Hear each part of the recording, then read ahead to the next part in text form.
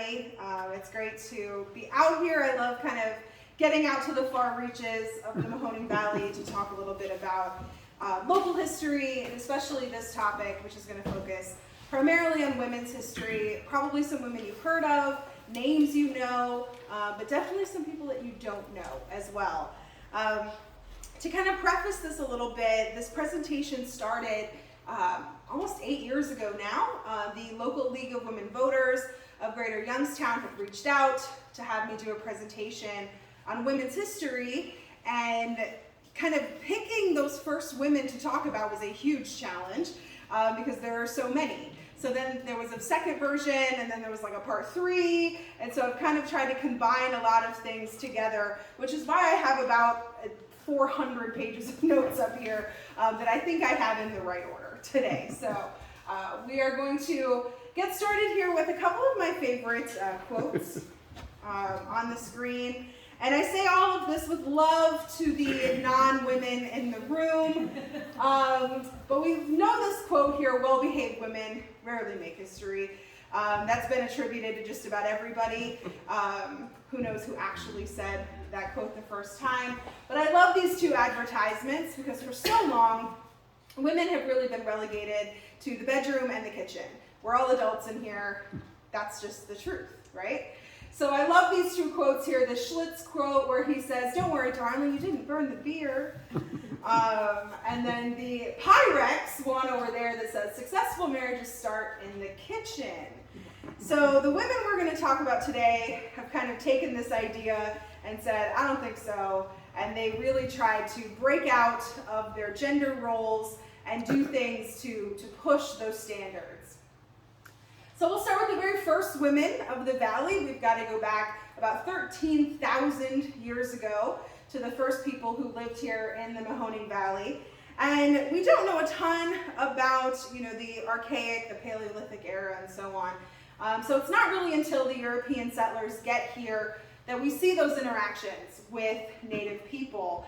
And there's a story that one guy writes, and he's talking about, this is a European guy, and he's talking about these men heading out, they're logging, they're far away from their cabin, and about 10 o'clock, a number of native women passed by, and one of them was carrying her child, who was about 6 months old, and he was tied to a piece of bark and then strapped to the woman's back, like you kind of see here in this picture. And she just kind of took the baby off her back and leaned him against the tree. And then about 5 or 6 hours later, the women returned with the carcass and skin of a deer. And she took her child and kept going. Now the men watching this happen were really shocked because the baby never cried the entire time. So whatever this woman had done to her child, this poor baby had no tears. And the only way the men knew that this kid was still alive is that it was watching the axe heads go back and forth as they were watching the trees get cut down. So I like to share this little anecdote because the first women here in the valley, going back, like I mentioned, thousands and thousands of years ago, kind of did everything. So we notice here they're not only taking care of their children, but what else were they doing? They were hunting. And when they go back to their villages, they're the ones that are going to be preparing that animal. They're the ones who are going to be tanning the skin to make leather. They're the ones who raise and educate their children. So men, I have no idea what the men did in those native villages because it kind of seems like the women were doing pretty much everything. Again, I say this all with love to the men in the room. All right, so some of the first European settlers that came to this area, I have an image here on the screen of Jane McLean Sheehy. She was from Westmoreland County in Pennsylvania, very active in frontier life. And one of the things that set her apart is that she had this little hand mill that she could grind different things. So she could grind wheat, she could grind corn, and so on. And everyone kind of wanted to borrow that. And the fact that we have an actual photograph of her is incredibly special. Photography doesn't come to our area until the 1850s, and this is a woman who was here in 1797. So the fact that she lived such a long life, long enough to be photographed, is very, very special because we don't have that with any of the other women. Now, one of her counterparts is Catherine Hillman. I love her story with her husband, James. So she met her husband at a corn husking party. He proposed, she accepted, and they were married that night. So, very efficient. Now, it's her husband James that brings John Young up the Mahoning River into what becomes Youngstown. But John Young realizes that instead of dealing with the man, let's deal with the woman. So he offers Catherine 6 acres of land for free as long as she would promise to settle the family here, which she did. So we're seeing already that the women have a lot of influence here. And we even see that with John Young, because when he and his family moved here, his wife hated it. And they only stayed here a couple of years before they went back to New York State, where she was from. So women having a lot of influence in those early years. Now this piece here, this is a book that you can head to your local library, you can find it online. I highly recommend. It's very short. This was written by Margaret Van Horn Dwight, and she traveled from Milford, Connecticut to Warren in 1810.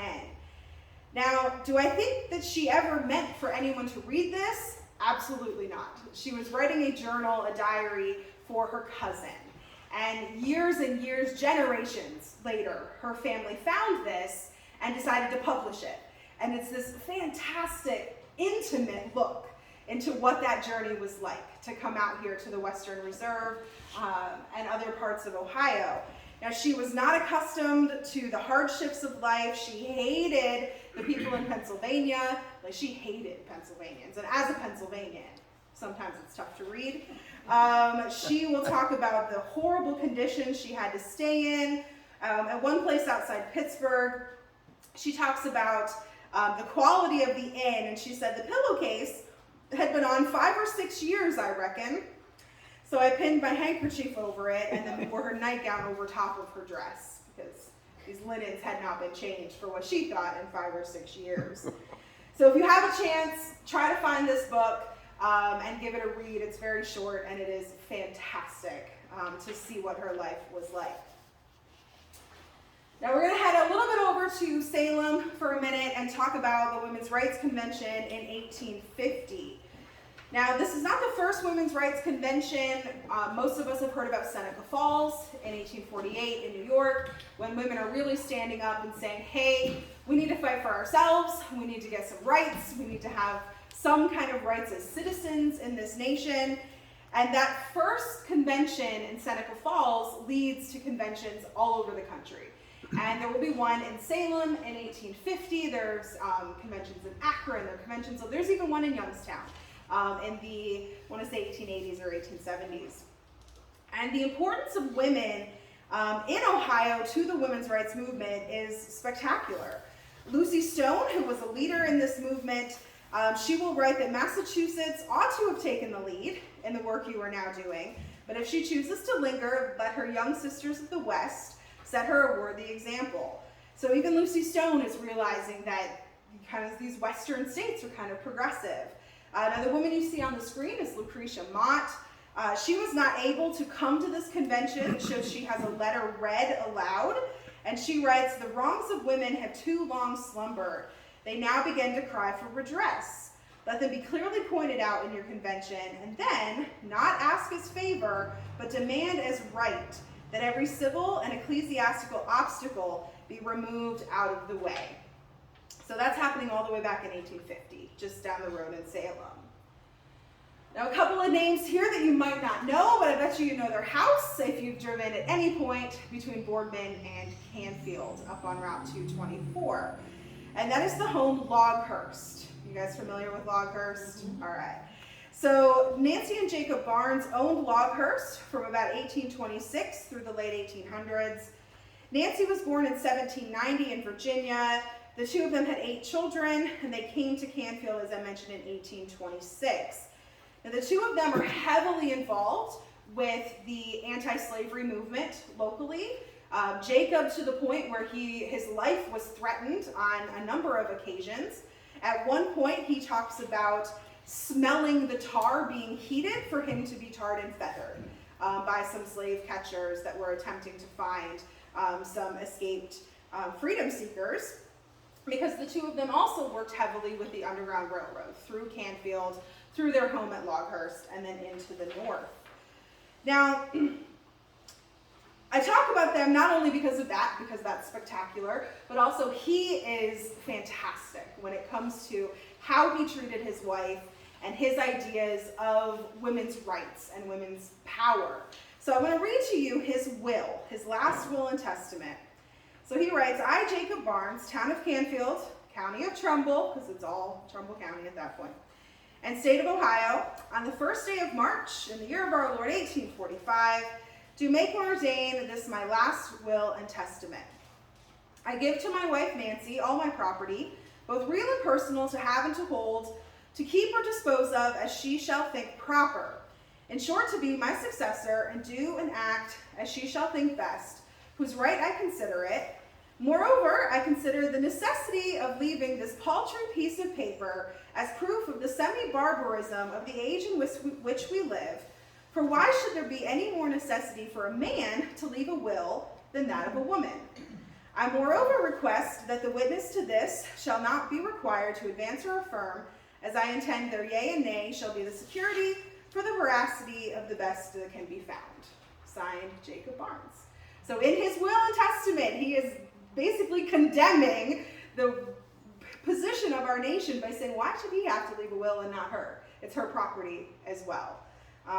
So we love Jacob Barnes for a lot of reasons, and that's just one of them. So Lavinia Simpson Webster, this is a woman I want to learn more about. The information I have about her is very brief. She was in the 9th class at the Rayan School in Youngstown, and she was the first African American woman to graduate, and that was in the year 1875.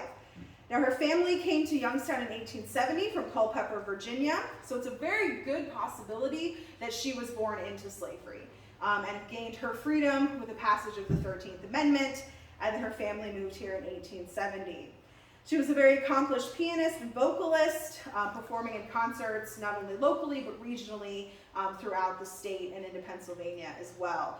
So someone I wish I could learn more about, but someone who definitely made some history in those early years at Rayan. So Harriet Taylor Upton, of course I got my notes out of order here. Harriet Taylor Upton, what can I say about her? She is from Warren. Her list of accomplishments would take us a week to read, to be honest with you.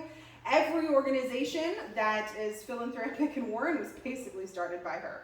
The Red Cross, the Board of Education, the Warren Women's Rights Association. She's heavily involved in the suffrage movement, not only in Warren, in Ohio, but nationally as well. As this women's suffrage movement pushes forward, she actually becomes the treasurer of the National Women's Suffrage Association. So as all the big names are doing their work, she's the one signing the checks. She brings the headquarters of that organization to Warren. All the big guns are coming through our area because of her. It might be a little bit of a hike from here, but head to Warren someday. Her home is still being operated by the Upton Association. There's a small museum there. You can visit the historic home, and they have done spectacular work in keeping her memory alive as someone who fought tirelessly from the minute she was born into a political family until the end in her fight for women's rights and getting women the right to vote. So I've got a great picture here. This is from April 26th of 1919. Just trying to throw some fun women's history pictures in here. This is, of course, at Idora Park. They're having a little foot race there on the baseball diamond in their long skirts and heels and corsets, because how else do you have foot races, right? So we'll talk about another woman who means quite a bit to us in the Mahoning Valley Historical Society, and that's Olive Arms. She was born in 1865, one of 6 sisters. She attended the Rayan School and then was further educated at art schools in New York and even in Europe, where she traveled to study art as well. She designs her home, which you can still visit today. It's one of our sites, the Arms Family Museum. Her home she called Greystone. She designed that not only from the overall look, but all the way down to the cabinet hinges, the cabinet poles, everything. She kind of famously said, if you let an architect build your house, you get the architect's house. So she really wanted every single piece designed for her and her needs. And then later in her life, she realized that her time period was kind of coming to an end in the 1850s and into the 1860s, or 1960s, excuse me. And she worked with a cousin to leave her home, its contents, and then an endowment to the Mahoning Valley Historical Society for us to operate it as a museum. And it's been open since 1964, which was just almost 100 years after she was born. Now, she is great friends with Elizabeth Fellows, who I think, if I have my notes right, I have next. All right, Elizabeth Fellows is a name you might know from Fellows Riverside Garden in Youngstown. She was born Elizabeth Ann Rudge in Poland. She attended the Rayen High School, graduated in 1878, and she and her family lived for many years on the 10 acres of land that was the hill overlooking Mahoning Avenue.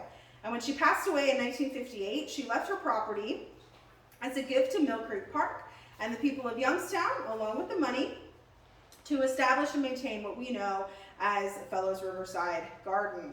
And that was in honor of her parents. And this philanthropy we see not only in the Arms Family Museum and Fellows Riverside Garden, but we kind of see it all over the Youngstown area. So we're going to get a little modern here for a minute and talk about some other names that you might know, like Denise DeBartolo York. Like a lot of us know Denise DeBartolo York. Her long history with her father's company, Edward J. DeBartolo Sr., her history with the 49ers, with the Pittsburgh Penguins. Do you know she's one of 12 women to have her name on the Stanley Cup, which I think is really cool, and I'm kind of jealous. She was also vital in many organizations, but primarily in restoring and preserving what we know as the Dior Performing Arts Center, the historic Warner Brothers Theater in downtown Youngstown. Now we also have in the middle here Ann Kokali Chrisman. Ann Kokali Chrisman is, let me get my proper notes out here. She and her family were very involved with our organization, the Historical Society, the Butler Museum of American Art, the Stambaugh, the Park Vista Retirement Community. She was a member of the board of the Mill Creek Child Care Center, and just worked all over the Mahoning Valley in a very philanthropic way. She has Chrisman Commons in YSU is named for her family. At our organization, our Ann Kokali Chrisman Hands-On History Room is named for her. At Stambaugh, there's a lovely room named for her as well. And then right next to her on the screen is Jean Diebold Tyler. Jean Tyler is a spectacular supporter of local organizations, including ours, so much so that we named our Tyler History in honor of her for the lead gift.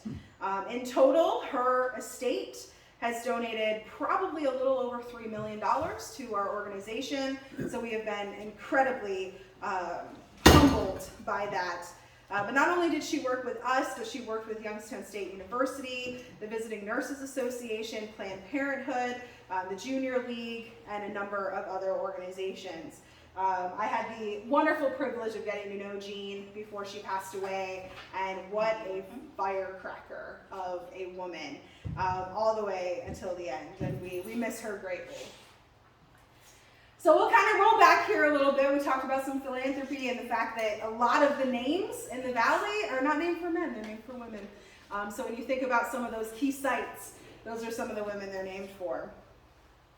So finding a place here in the Steel Valley, people might wonder, well, what are these women doing? You know, men are in the factories, what are the women doing? Well, they're doing everything else. Women are going to be heading into the offices, the kitchens, the company stores, and primarily working in medical facilities, as each one of the mills had their own medical facility. So we have some wonderful pictures here of women working in the mills. This is the front office staff, or the medical front office staff from Youngstown Sheet and Tube. And you'll see we have a couple of women there in the front. This next photo here is one of my favorites from our collection. This is in the height of World War II. We don't see women working in factories too much until after World War II, but during World War II, of course, they're there as well. This is a picture from Youngstown Steel Door.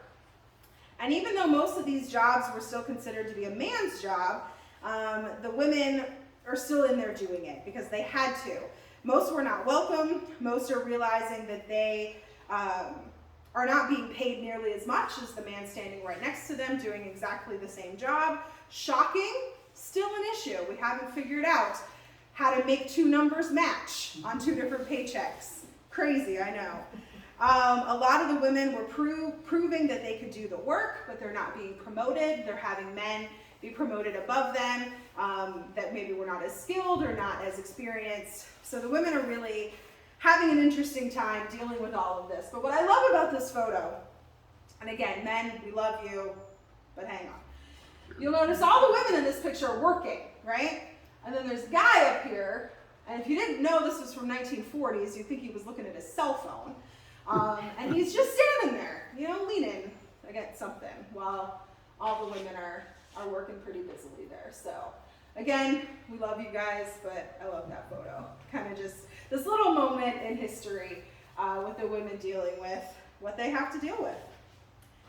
Now another position that women are going to take is in teaching, kind of a lot of these roles being what we might consider softer roles. So maybe a little bit more expected for women to be moving into these roles. So this is a photo from the International Institute. This in particular is the English class for Greek women in the late 1920s.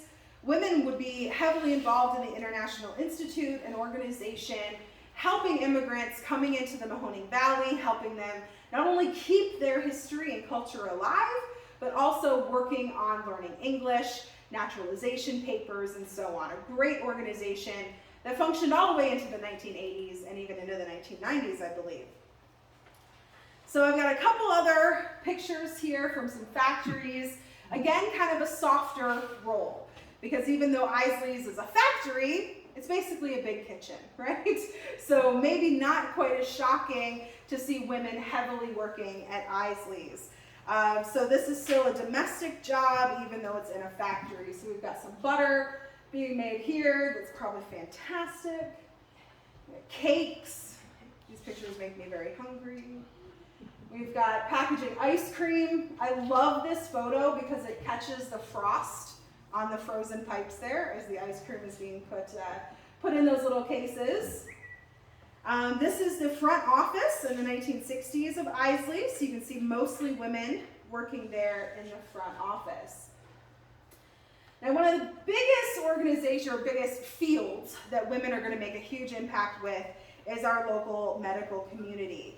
So we have organizations and individuals working heavily with the medical community. Now, these two women you see on the screen, I put them up here because I still want to know something about them.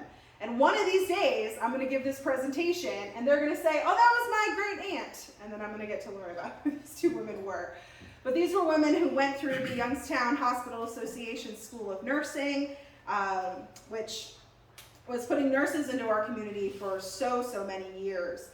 But a couple of the other medical organizations that I want to talk about, we have St. Elizabeth's being opened in 1911. This was completely run by the Humility of Mary Sisters.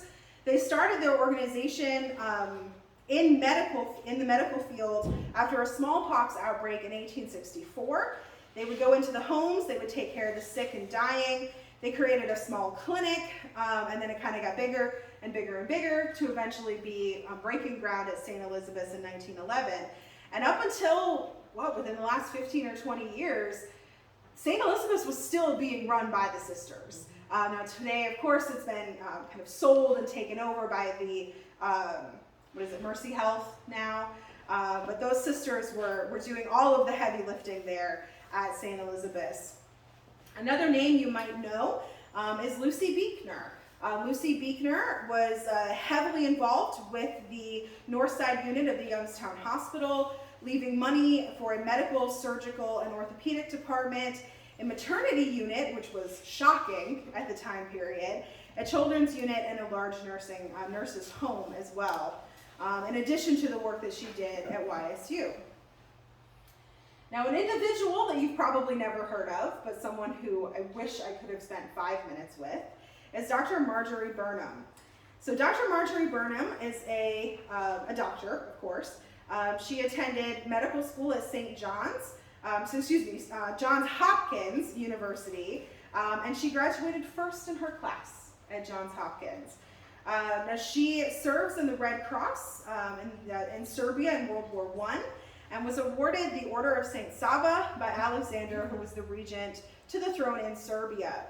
Now when she got back here locally, she was from northern Trumbull County. She returns in poor health. She kind of gives some lectures, but then eventually she heads out to California after a relative had passed away, and she will live on the family homestead out there. We kind of lose her in history then. So I wish I could learn more about Dr.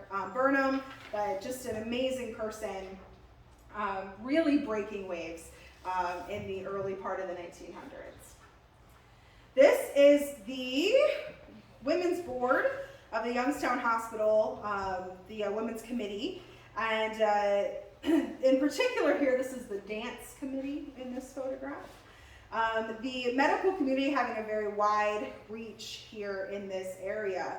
Now the Women's Board of the Youngstown Hospital Association, I gave this presentation to a group of nurses about 5 or 6 years ago. They were retired nurses. And when I said the Women's Board of the Hospital Association, a few backs kind of stiffened up a little bit. And these women told me that if you heard one of the board women were coming through, you either tried to leave and get out of there so they weren't coming to see you, or you were doing everything you could to clean up your area, make sure your uniform was nicely done, make sure your stockings were clean, your hat was properly on, because these women ruled with an iron fist at the Youngstown Hospital. Now they might not be in charge of medical decisions, but they are in charge of all of these softer things. And even some of the doctors would kind of stiffen up when these women came through. And this is the full board in 1957. Yeah, I don't know that I'd want to cross some of those women if something wasn't going right. Now this picture here, this is from the Youngstown Hospital Association School of Nursing. These are some of the women who had gone through that program earlier in their careers. That school opened in 1896. Working heavily through the next century. By 1966, though the nurses went on strike, some of you might remember the nursing strike in 1966. It actually took a federal mediator to get involved. Negotiations took 10 days, and these women go on strike for everything you'd imagine. Working conditions, poor wages, heavy hours, and so on, no benefits as well. All right, so we're gonna kind of break out completely, talk about a name you might not know at all. Does anyone know Lee Brackett? Okay, good. This is like one of my favorite things to teach people about is Lee Brackett's story. Now, Lee Brackett is a writer. She is, as a young girl, she realizes she wants to write. She wants to be in a brand new genre of writing known as space operas.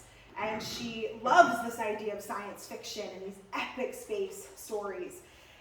She will have a little bit of trouble early in her career because she's a woman, and this is a heavily dominated male field of science fiction writing. Now, eventually she will go on to have an unbelievable career in writing not only novels, but writing screenplays and other works. So much so that after the initial Star Wars was released, George Lucas reaches out to Lee to say, hey, do you want to work on the screenplay for the sequel, which we know as Empire Strikes Back, arguably the best of the Star Wars films. So she will work on that. Now, unfortunately, she passes away before the film is released, and George Lucas does change a few things, but her ideas of Yoda and some of the other main storylines are hers. So we owe a lot of our pieces of pop culture to Lee Brackett and the work that she did. And she and her husband lived in Kinsman for quite some time. Now, another name that you've probably never heard of is Ida Tarbell. She was one of the most famous faculty members of the Poland Union Seminary. She was the head of the seminary for about 2 years, and she taught English composition. She then went on as an editor of McClure's Magazine and the American Magazine, and won national recognition for a biography of Abraham Lincoln, and then also a pretty serious expose of the Standard Oil Company. Now that Standard Oil Company expose is, in some schools, still studied as a key piece of investigative journalism, the work that she was doing, standing up to this monolith of the Standard Oil Company that just like controlled everything in this country. So she exposes a lot of corruption in the business. She will talk about how we need to break up those types of trusts. And as I mentioned, it is still considered one of the most important pieces of investigative journalism. Now, I will add in here that she does not support the women's suffrage movement. She is actively an anti-suffragist. She thinks that women should really be staying in the background. They shouldn't be speaking out in public, which I think is really interesting because she is a woman speaking out in public. So I wish I could spend a little time with her. Of course I cannot.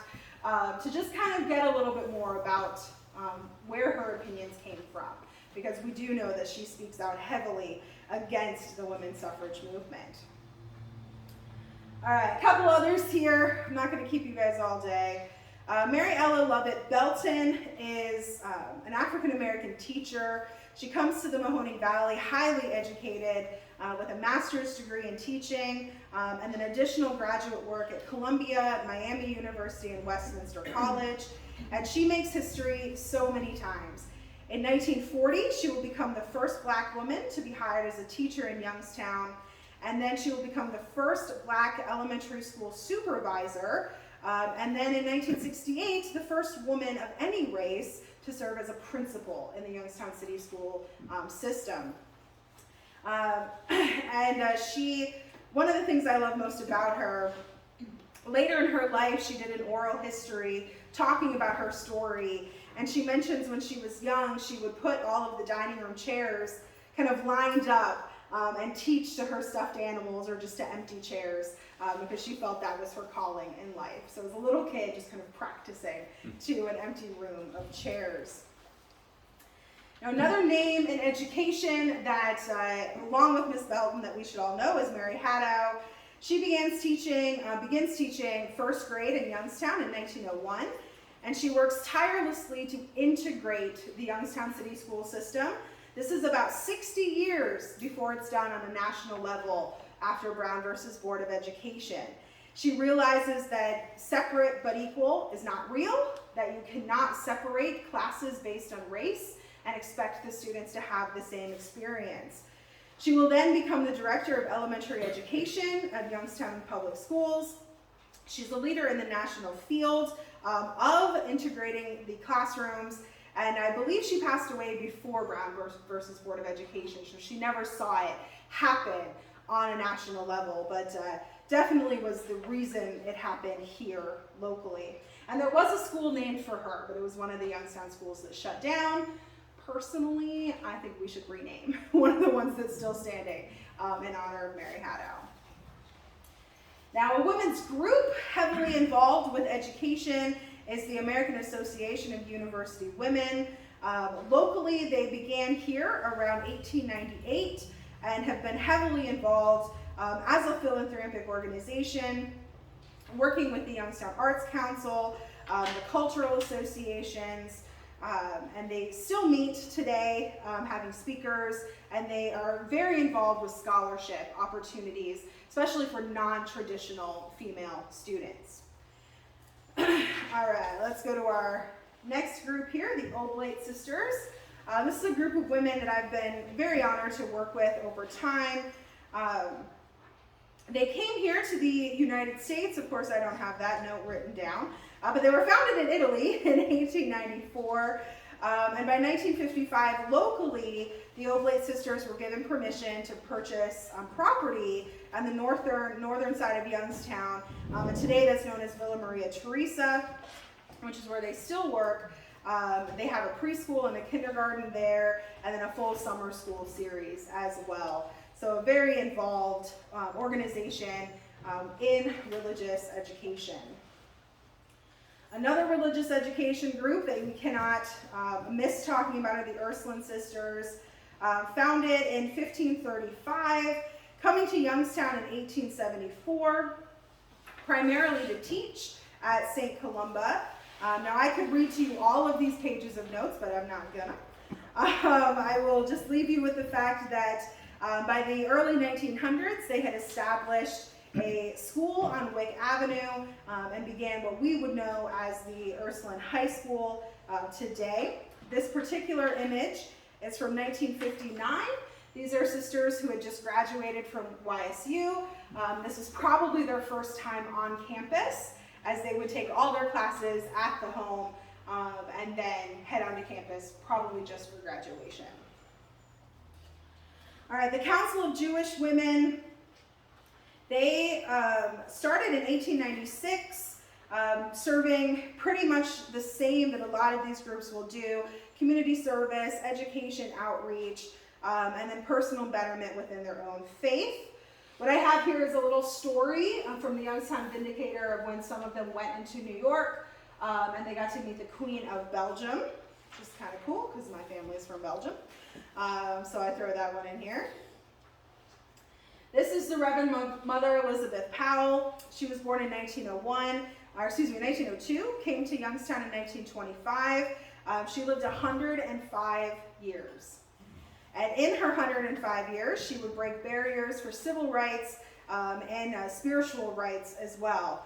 In the 1950s, she had heard a call to the ministry and realized that becoming a woman, or being a woman and trying to become a minister, was no easy task, and there's very little precedent at the time. She persevered, attending a local Bible Theological Institute, and was ordained in 1956. Now, eventually she will go on to open her own church where she could work in her faith as she saw fit. I also like that in 1996, when President Clinton was in town, he referred to her as the best looking 94-year-old woman in the world. Yeah, a cute little moment on the stage there with the two of them. So here's a name we probably all know, right? Doris Schwebel.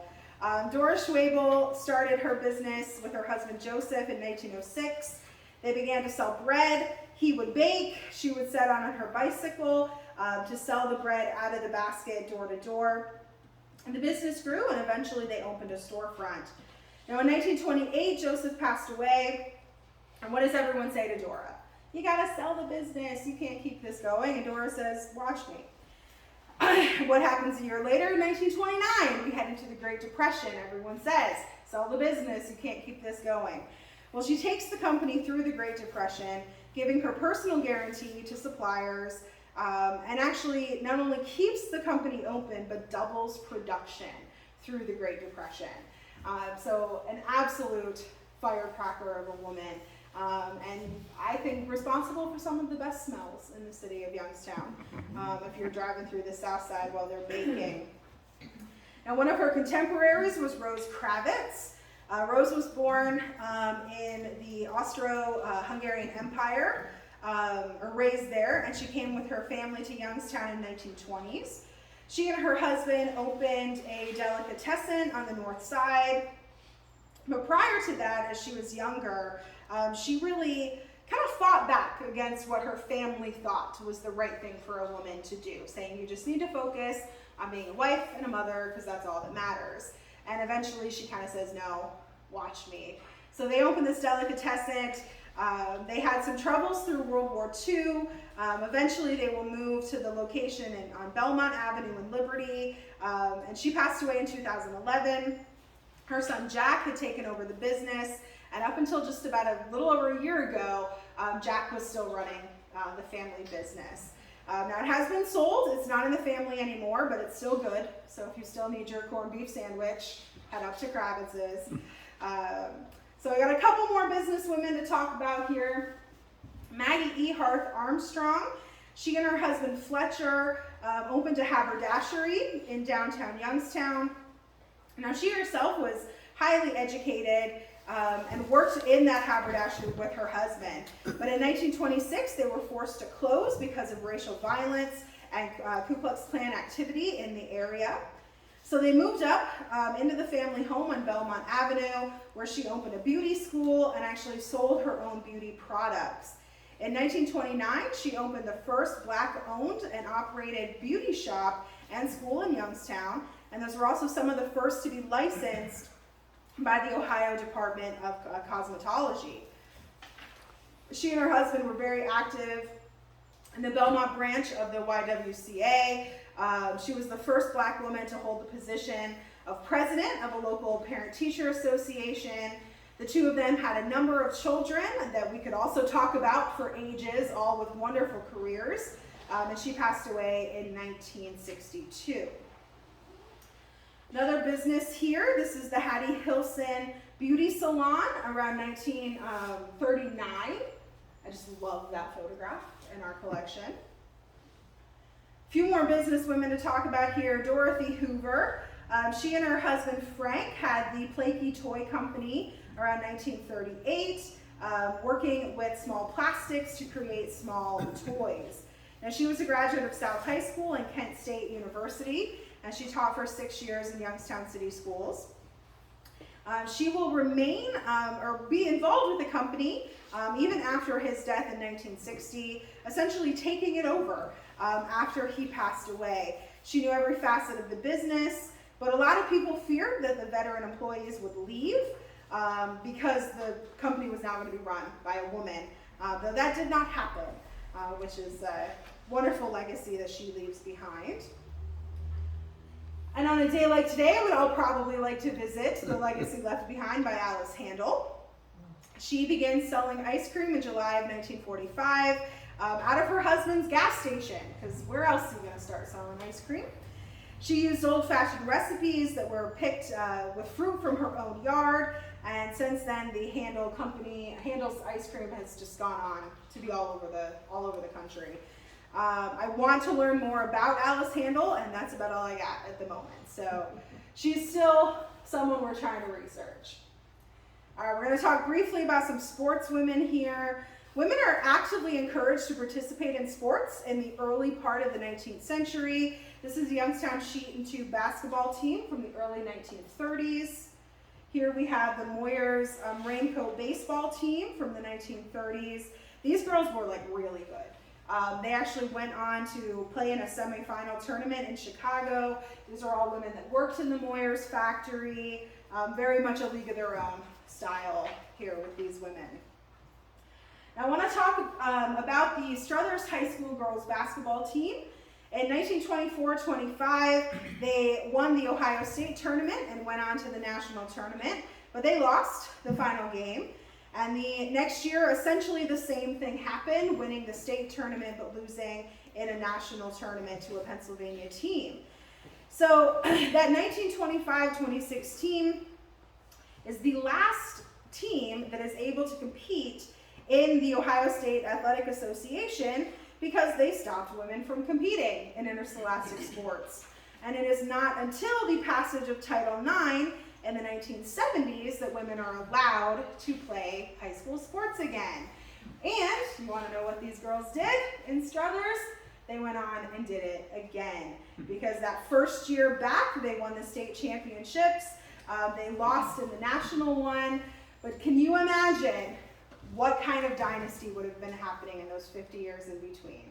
That just because they were girls, they were not allowed to play basketball. So the women bookended that era of gender discrimination by being high school champions. All right, this is one of my local heroes. This is Marianne Campana. She was born in 1913 in Italy, came to the United States in 1921. She and her family would walk to the airport in Vienna and watch the people fly. She wanted to be a flyer. She wanted to be a pilot. And she would tell her cousins that she wanted to do that. And of course they would, say back to her, well, you can't do that. You're a girl. So she worked to earn extra money. She pays for lessons and learns the technical aspects of flying. She earns her private pilot's license at 18 years old and was the first female teenage pilot in Ohio. And she remarked that all the flyers were equal. When you were up in the air, it didn't really matter what was going on with your gender. Now in June of 1933, she flies over the Mahoning Valley for 12 hours and 27 minutes, which set a world record for light airplane endurance. Now following that, she flies as a member of a club, has a great career in retail, and has been honored by several major aeronautics organizations since then. So just a fantastic woman there. I'm going to leave you guys with a couple of clubs. We're not going to talk too long about this, but the Youngstown Vindicator would do a salute to women's clubs every year, highlighting the work that women's organizations were doing.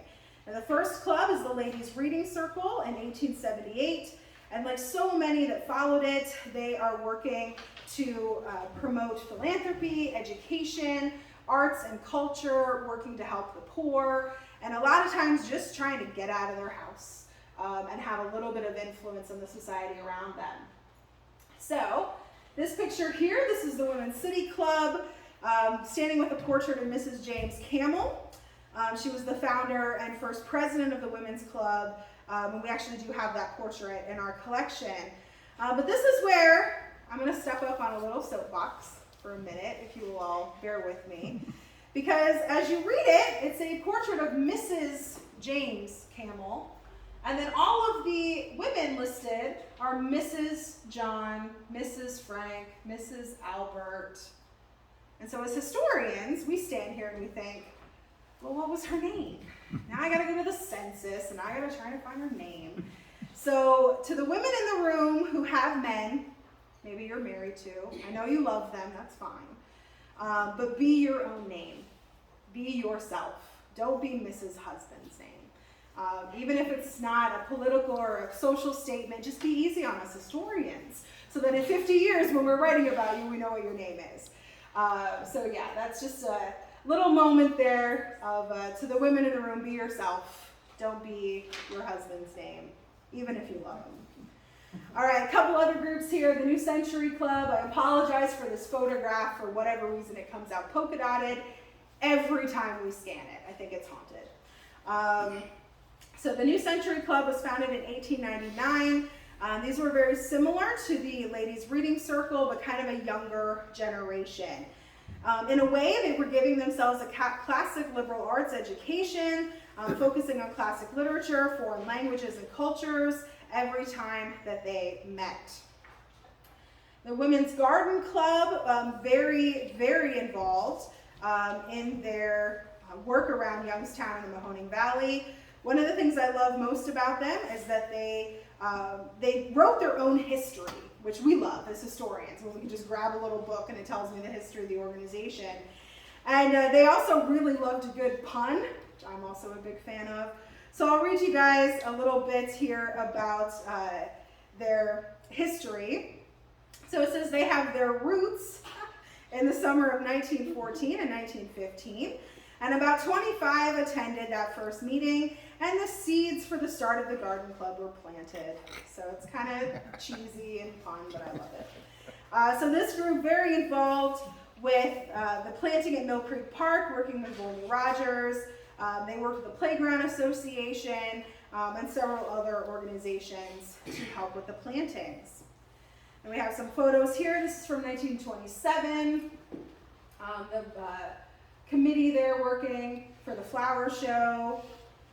This is the garden club planting cherry trees out at Lake Newport, and we have dozens and dozens of photos like this in our collection.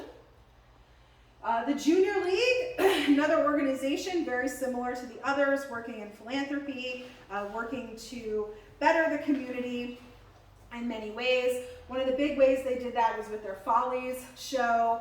We have all of the programs, which is just spectacular to look through and see what they were doing.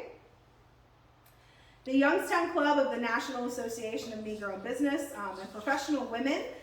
This is a photo of them in 1958. The organization nationally was started in the 1930s, and then locally they came here, I believe in the early 1950s. They are working to help Black women in their profession, noting that very few Black women were professionals and owned their own businesses, and this was an organization that helped to support those women in any way that they could. Now the last woman I'm going to leave you with here are women in emergency services. In, I believe, 1896, because I have my dates listed backwards here, the Youngstown Fire Bells Auxiliary was organized.